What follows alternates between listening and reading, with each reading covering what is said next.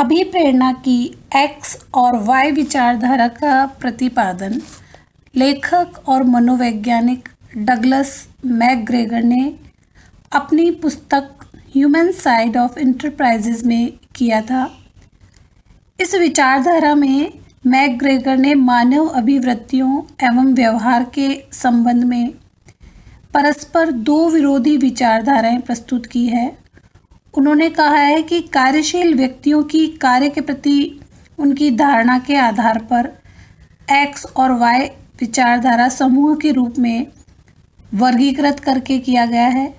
इसमें उन्होंने ऋणात्मक मान्यताओं वाली विचारधारा को एक्स नाम दिया है और सकारात्मक मान्यताओं वाली विचारधारा को वाई नाम से संबोधित किया है। मैकग्रेगर के अनुसार इन मान्यताओं के आधार पर कर्मचारियों की प्रवृत्ति का अध्ययन करके उन्हें अभिप्रेरित किया जा सकता है।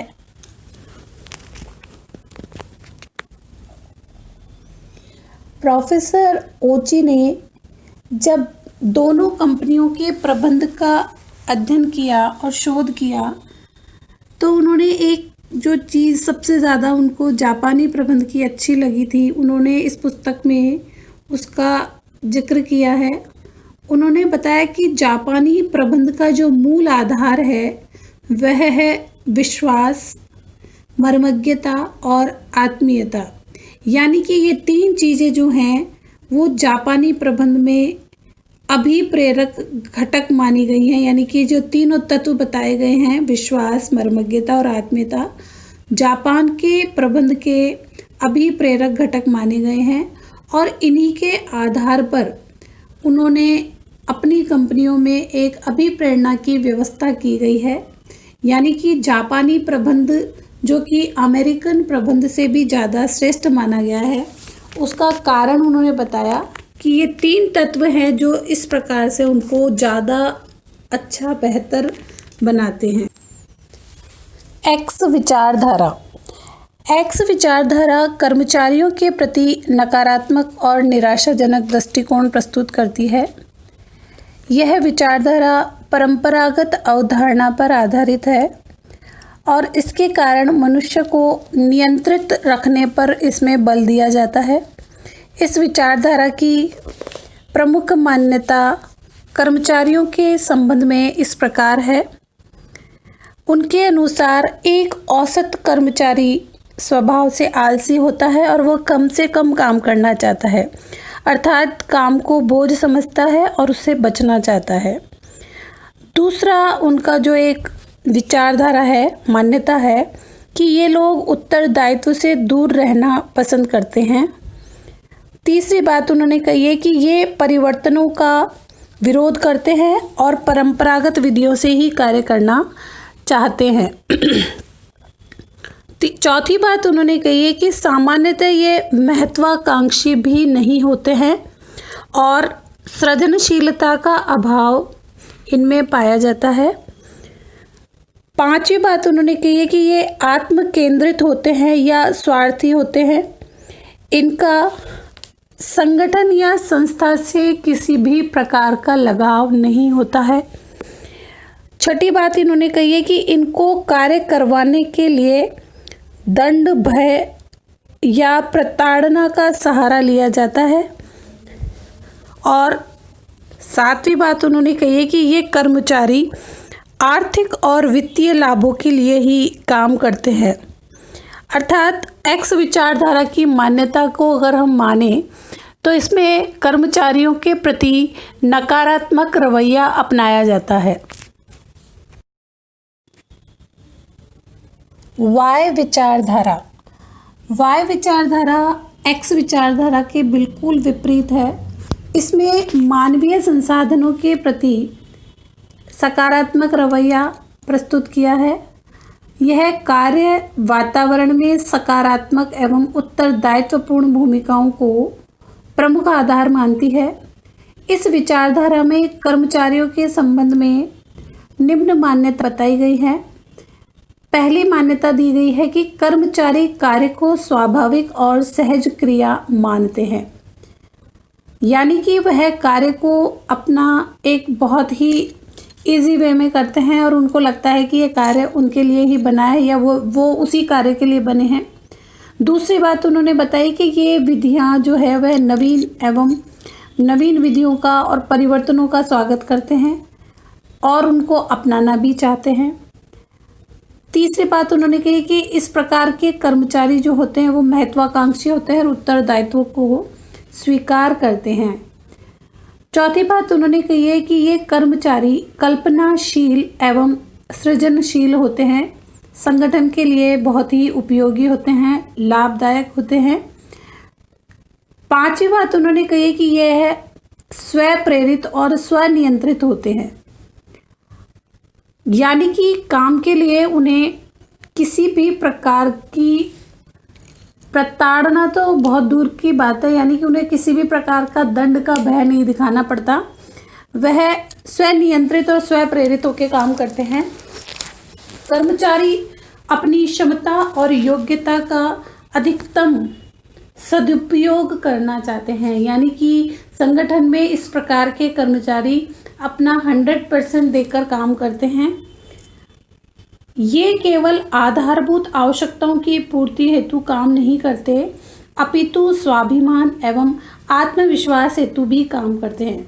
यानी कि वाई विचारधारा की मान्यता वाले कर्मचारियों के लिए कहा गया है कि ये केवल अपनी जो शारीरिक आवश्यकताएं होती हैं, जिनको आधारभूत आवश्यकताएं भी बोलते हैं, मूलभूत आवश्यकताएं भी बोलते हैं, उनके लिए ही काम नहीं करते, बल्कि अपने स्वयं के सेटिस्फैक्शन के लिए भी ये काम करते हैं। इनको एक आत्मविश्वास की जो पूर्ति होती है उसके लिए ये काम करते हैं। दोनों विचारधाराओं में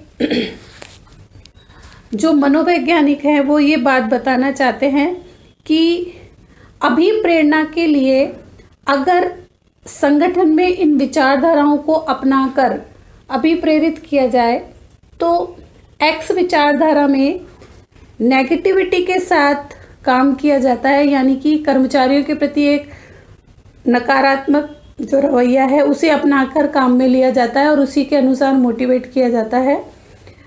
और वाई विचारधारा को अगर हम अपनाते हैं, उनकी मान्यताओं को मानते हैं, तो कर्मचारियों के साथ एक सकारात्मक रवैया अपनाकर उनको मोटिवेट किया जाता है।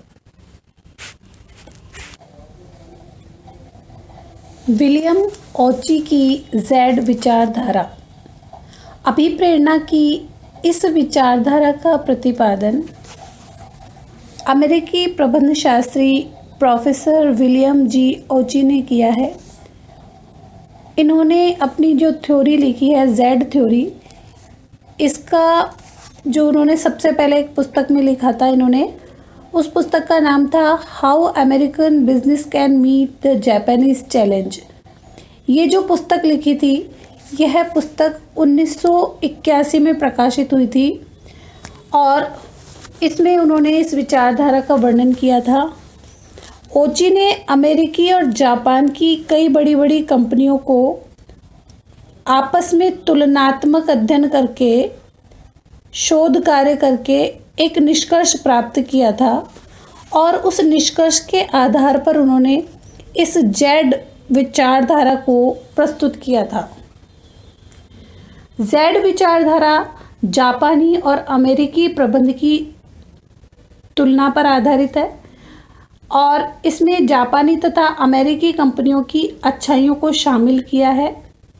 प्रोफेसर ओची ने मूल रूप से इस विचारधारा में जापानी प्रबंध की उन विशेषताओं को उजागर किया है जिनकी वजह से वह अमेरिकी प्रबंध से ज़्यादा श्रेष्ठ मानी जाती हैं।